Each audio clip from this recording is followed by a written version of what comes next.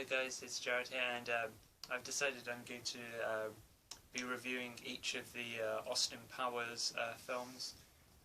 So I'm of course going to start off with the very first film in the series, Austin Powers International Man of Mystery.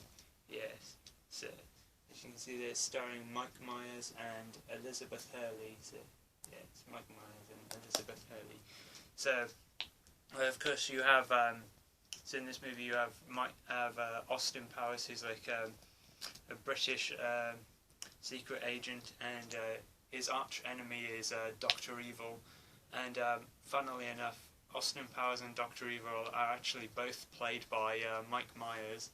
And I mean, you really can't tell. I mean, the makeup is just amazing, and if you can see on the back, you know, that's Dr. Evil, and you know, you have Austin Powers there, and you know, they just look very different.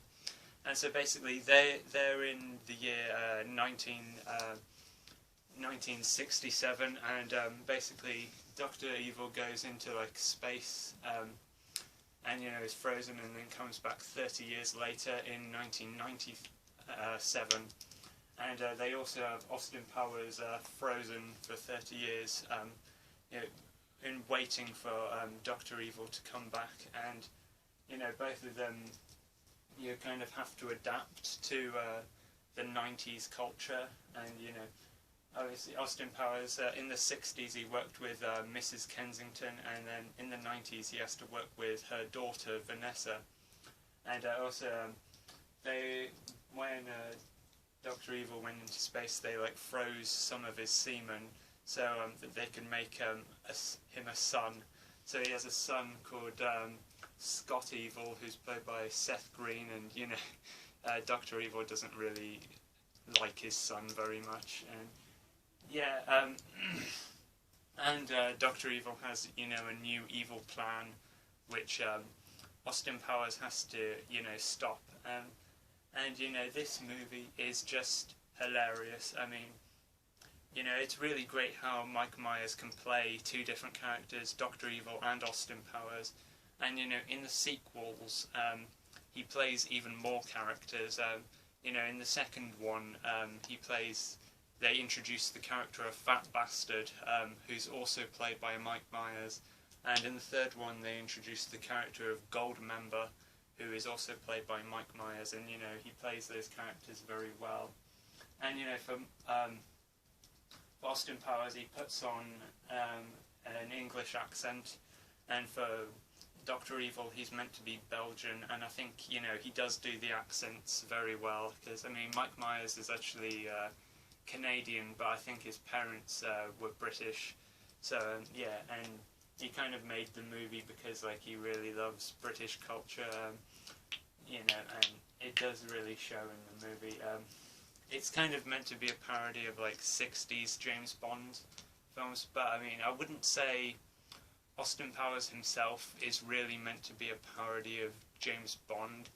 I think he's more just a parody of the typical 60s swinger, whereas Dr. Evil is very much a parody of Donald Pleasance as Blofeld, and you have other characters that are parodies of James Bond characters, like you know, you have Number 2, who's obviously supposed to be, who's played by Robert Wagner, and he's obviously meant to be like Emilio Largo from Thunderball. And you have the character of Frau Farbissina, who's played by Mindy Sterling, and she's meant to be like Rosa Kemp from Russia with Love. And you have a character called Random Task, who's supposed to be like Odd Job from Goldfinger, but instead of throwing his hat, he throws a shoe, which is pretty funny. And I believe the actor who played Random Task is actually in jail now, which is kind of ironic, you know. And I love all the stuff with like Dr. Evil and his son Scott Evil, because like Scott always like points out the problems with Dr. Evil's plan. You know, he's always like, well, why don't you just kill Austin Powers when you have the chance? And you know, Dr. Evil is like, I'm not just going to kill him, I'm going to put him in an easily escapable situation. And he's like, I'm not going to watch him die, I'm just going to assume everything went to plan, what? And, you know, Scott's like, I have a gun in my room, I'll go get it, bang! And, you know, he's like, Scott, you just don't get it, do you? And I also love the bit where Scott and Dr. Evil go to like a group therapy session, which is hosted by Carrie Fisher, funnily enough. And there's a bit where like Scott says like, "Oh, my dad wants to kill me," and then Carrie Fisher says, "You know, we might sometimes say we want to kill people, but we don't really want to." And then Dr. Evil says, "Actually, the boy's right. I have been trying to kill him, but I've been unsuccessful." You know, and you know, and I love jokes like where it shows what happens after a villain has like a maniacal laugh. You know, because usually like when they have like a maniacal laugh, like ha, ha, you know, it cuts away. But in this, it doesn't cut away. It shows what happens afterwards, and you know, they just have a really. It's just really awkward after their laugh. Like, they're just like, ha, ha, ha, ha, you know, that's a very funny joke. And, you know, I love, there's two bits in this that are on the DVD that I have, but I've heard apparently these two bits have been cut out of some versions because apparently they're too dark, but I find they're very funny jokes. There's one where, like, they kill a villain's henchman, kill one of Dr. Evil's henchmen, and usually, like, you kill a henchman and, you know, nobody really cares, but then you go and see, you know, that henchman's family getting a phone call about him dying, and it's a very dark joke, but it's very funny. And then they have a similar joke, again, where another henchman is killed, and you see a bunch of his friends at the bar getting a phone call about, you know, telling them that he died, and, you know, it's very... They're both very dark jokes, but they are very funny, and it's a shame that they're cut out of some versions, but I'm glad they're on here. Also, one of those friends at the bar is Rob Lowe, which is funny because in the second Austin Powers film, Rob Lowe would later play the younger version of Number 2, which is interesting. I believe this one was fairly low budget compared to the other two, because if you look at the other two compared to this, you can see that the other two look like they have a much bigger budget than this one in comparison. But honestly, I kind of prefer the more low budget look of this one, because it makes it look more like a 60s film, which is what it's you know, parodying.